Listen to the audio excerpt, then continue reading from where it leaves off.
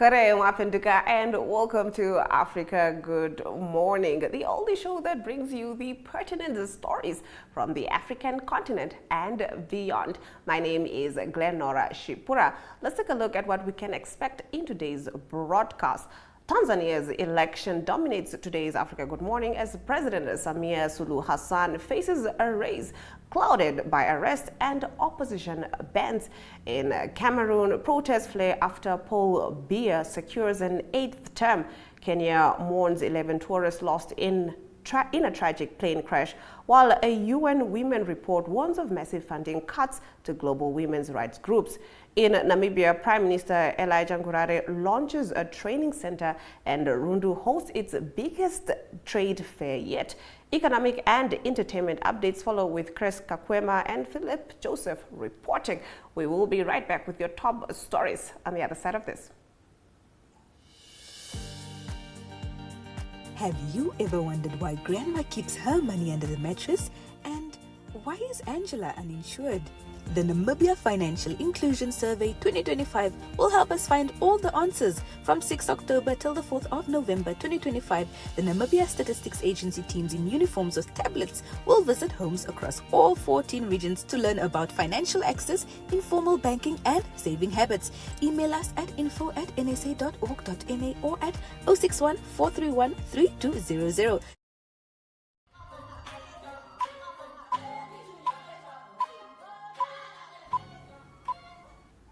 Starting us off in our top stories, we are in the land of the brave. President Nandi Ndaitwah has appointed Defense Minister Franz Kapofi to temporarily oversee the Ministry of Industries, Mines and Energy. The move comes after Sunday's dismissal of Natangwe Ithete as Energy Minister. President Nandi Ndaitwah had initially indicated that she would be taking over the ministry herself, a decision that received mixed reactions. She has seemingly placed the idea on ice, instead putting Kapofi in charge. In a statement, the president highlighted the importance of maintaining effective government operations and underscored that the appointment aligns with her commitment to stable, accountable governance. The decision also ensures that the ministry's leadership remains intact while a permanent successor is identified, the statement said.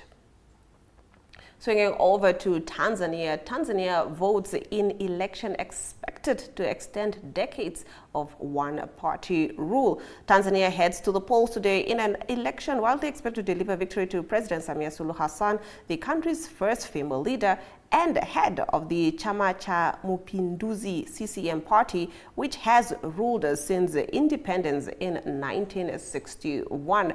Hassan, who became president in 2021 after the death of John Magufuli, faces 16 challenges, though her main rivals Tundu Lissu and Luhaga Mpina have been barred from running. Lissu remains jailed in treason charges he says are politically motivated, and authorities have cracked down on journalists and civic groups in what Amnesty International calls a climate of fear. Opposition supporters, including Chadema's deputy leader John Heche, have been arrested, and protests are planned for election day. Critics accuse Hassan of deepening authoritarianism while promising stability and prosperity.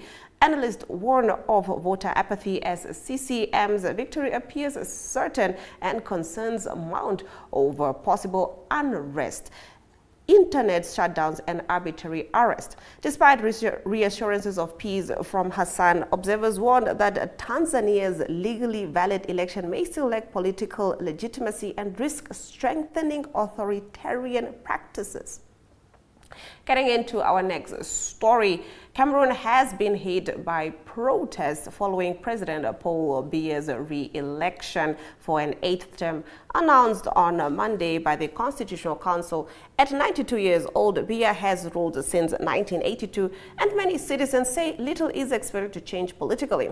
Opposition supporters claim the vote was rigged, with Isa Chiroma Bakari, who officially received 35.19% to Biya's 53.66%, declaring himself the true winner. Now, protesters demand better living conditions, citing widespread poverty and stagnation under Biya's 4-decade rule. Political analyst Asir Ateba warns that demonstrations could escalate unless the president initiates mediation. More than 70% of Cameroon's nearly 30 million people are under 35, many saying oil revenues have benefited only elites.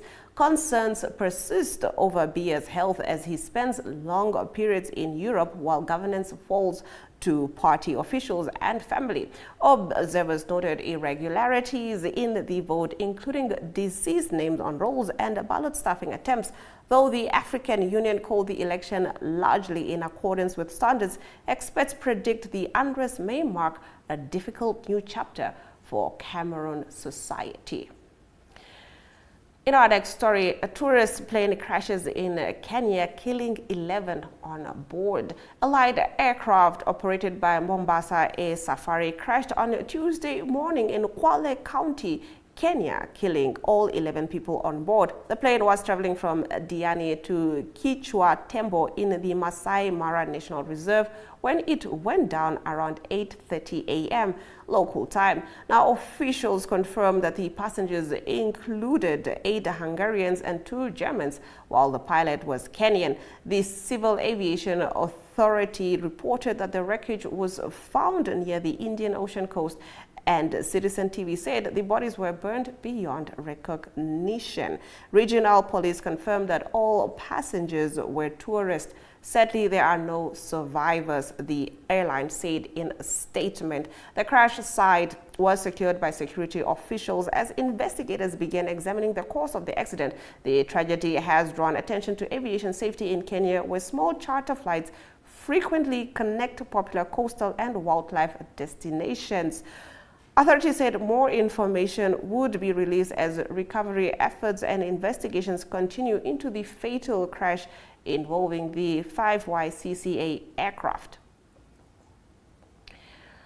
A new UN Women's Report titled At Risk and Underfunded reveals that sweeping aid cuts have forced 34% of women's rights and civil society organizations worldwide to suspend or close programs combating violence against women and girls. The global survey of 428 organizations found that more than 40% have scaled back vital services such as shelters, legal aid, and psychological or healthcare support. Now, 78% reported reduced access to essential services for survivors, while 59% observed growing impunity and normalization of violence. UN Women's Kailopi Mingeriu warned that funding cuts threaten decades of progress and urged governments to expand and protect funding for women's rights.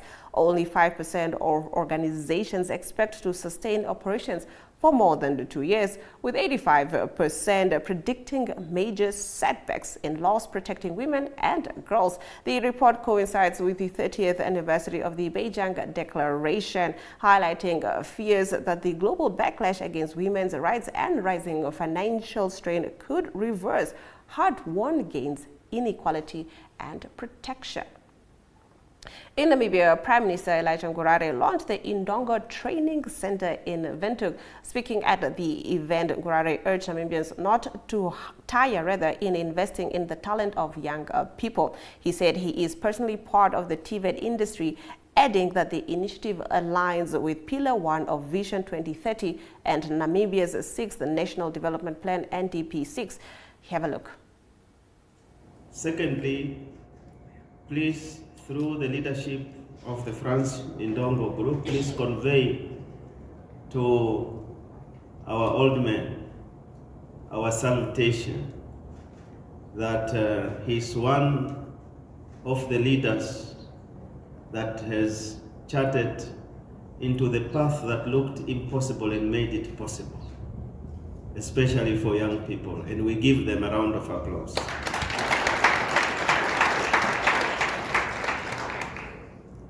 Thirdly, the neighbor here, as you know, he is Mweno Mkunda of Onanjamba in Okankolo constituency. he has just whispered to me something very inspiring, that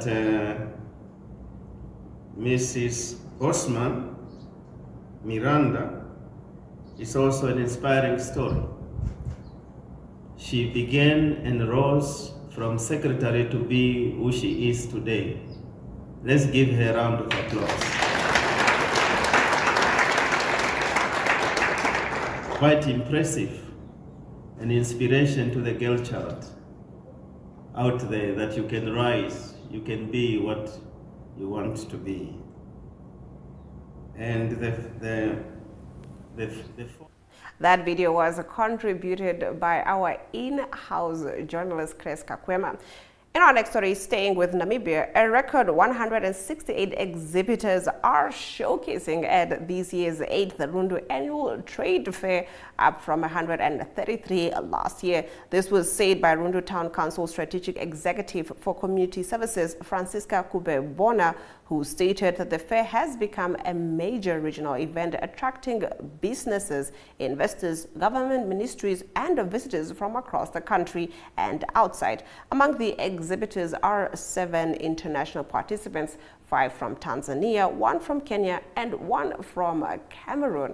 Phillipus Josef, and our in-house journalist as well, was there and captured this. To a major regional event that attracts business, investors, government ministries, and visitors from all parts of Namibia and neighboring countries. Year on year, we continue to make significant strides in terms of attraction to the trade fair. In this regard, we are pleased to report that this year we have managed to attract 206 stalls that have been occupied by 168 exhibitors, compared to last year where we had 133 exhibitors. This is testament of the hard work that the Rundu Town Council is putting and recognizing the importance of this event.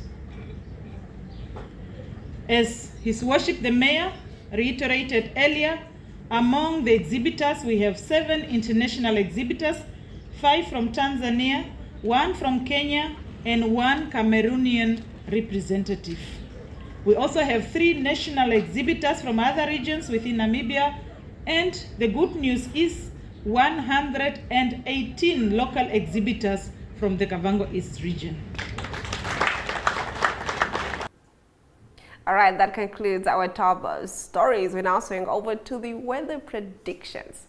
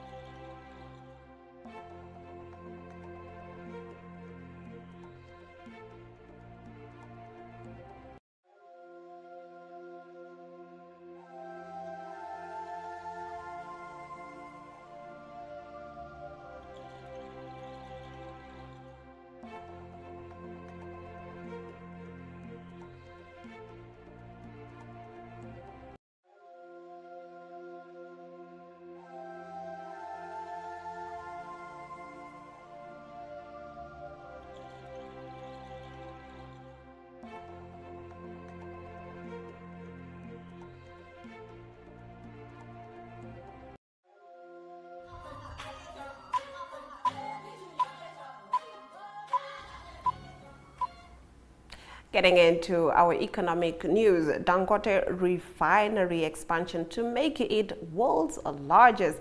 Nigeria's Dangote Petroleum Refinery is set to expand its production capacity from 650,000 barrels per day to 1.4 million barrels, surpassing India's Jamnagar facility to become the world's largest. The project, confirmed by Aliko Dangote during a Lagos press briefing, will create approximately 65,000 jobs and strengthen Nigeria's industrial base. The expansion will also boost petrochemical output, with polypropylene production rising.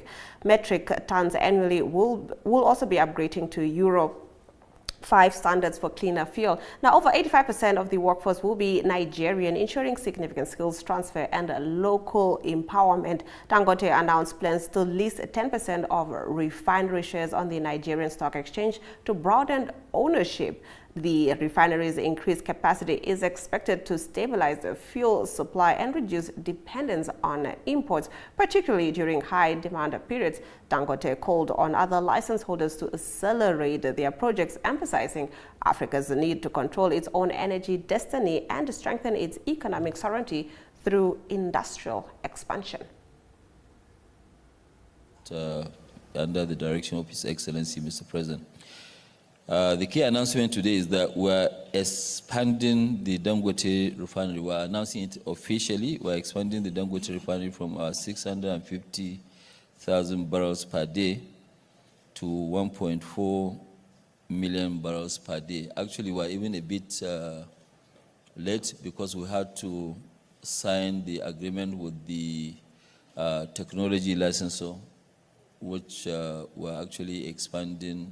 We've been doing the meeting since 8 o'clock. So upon completion of this will make it the largest refinery in the world ever. That is surpassing the Jamnagar Reliance refinery in India. This expansion reflects our confidence in Nigeria's future, our belief in Africa's potential, and our commitment to building energy independence for our continent and the world. It is also about confidence in Nigeria, confidence in the leadership of Mr. President Bola Ahmed Tinubu, confidence in Africa, and in our capacity to shape our own energy future. Why expansion matters? Of course, it is the dream of Mr. President Bola Ahmed Tinubu, GCFR, for Nigeria to emerge as one of the major suppliers of petroleum products in Africa and part of the world. And with this strong backing through previous stated policies, we are now taking this challenge to make this happen. Responding to rising regional demand and reducing import dependence. You know, there's quite a lot of demand really within the African region, especially West Africa and East Africa. Saves and generates billions in dollars and strengthens the Nigeria's energy security. With this expansion, we will require over 65,000 workers during the construction. Such a project will actually further unlock opportunities for local industries, just as we did in the last trajectory. Reinforces Africa's capability to build and manage world-class infrastructure. Getting into our next economic news story, Coca-Cola Company will record a $1 billion impairment charge in the fourth quarter of 2025 as it sells part of its ownership in Coca-Cola Beverages Africa, CCBA. The deal involves Coca-Cola HBC acquiring a 75% stake for $2.6 billion, valuing CCBA at $3.4 billion. Now, the transaction will make Coca-Cola HBC the world's second largest bottler by volume after Coca-Cola FEMSA expanding operations across 14 African countries. Now, Coca-Cola HBC plans to list shares on the Johannesburg Stock Exchange to underscore its longer-term commitment to the continent and may acquire the remaining 25% stake within 6 years. The acquisition aims to tap Africa's young growing consumer base while addressing cost pressures linked to global trade tariffs. Coca-Cola HBC, headquartered in Switzerland, expects the move to strengthen its market influence and operational reach. The Atlanta-based Coca-Cola Company continues to post strength global sales driven by growing demand for zero sugar products and sustained international beverage growth. Now we head over to some entertainment news where we take a look at the incredible performance from the UN at 80 celebrations held under the theme 80 Voices for 80 Years.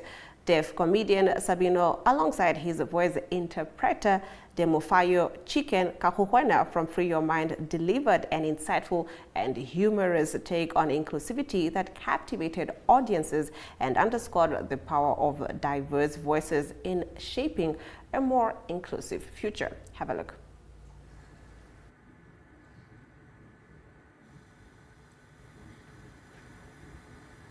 How many languages do you know of where you can shout without making noise? Hi, my name is Sabino, and I am a deaf comedian, and proudly recognized as one of Africa's first deaf comedians. Through music, comedy, and sign language, I bring culture and joy. Deaf people are highly skilled, intelligent, and capable contributors to society. For example, there are many deaf drivers like myself who provide excellent taxi and airport shuttle services. It's the most silent taxi ride you will ever take. Deaf people are the only people who naturally mind their business. We just can't hear it.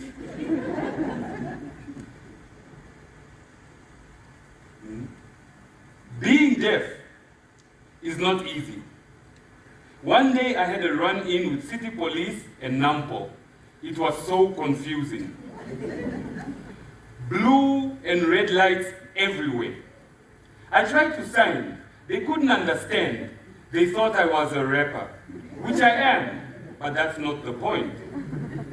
When a city police officer issued me a ticket, I tried to ask for clarification using sign language. The officer couldn't understand that I am deaf and continued to speak. All I saw was moving lips and an angry face. My brother, you can't keep driving this car. Can't you hear your brake pads? This car is done. This guy needs a ticket. I'm going to have to give him.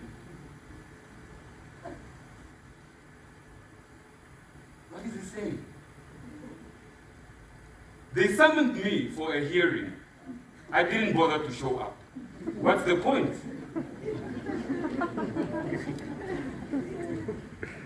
Many hearing people don't know sign language. So deaf people are often excluded from education, jobs, and even healthcare. It's harder without interpreters or proper support. And that's why creating awareness through deaf comedy and Free Your Mind is so important. My friend here, which is me, is my voice interpreter. He's here to help you hearing folks. But sometimes working with him is no different than working with the blind. It's always a challenge. Can you imagine me and a blind person communicating? We often need an interpreter. But it's no different than communicating with the hearing. To us, you are disabled. If you want to understand deaf experiences, it's worth learning at least a little sign language, so you can understand how the language truly works. But I'll teach you some words. Hello, do it with us. Hello. Hello. How are you? How are you? I am fine. I am fine. Thank you. Thank you. I love you all. I love you all.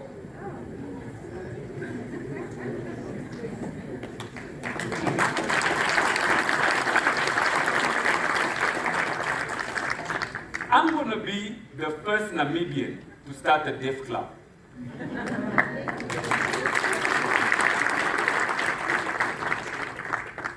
No cell phones, texting, video calls, or social media. I'm going to call it death therapy. Unfortunately, that's all the time that we have for you. Thank you for tuning in and catching up on the latest stories from the African continent and beyond with Africa Good Morning. From me, Glenn Rashipura. Until next time.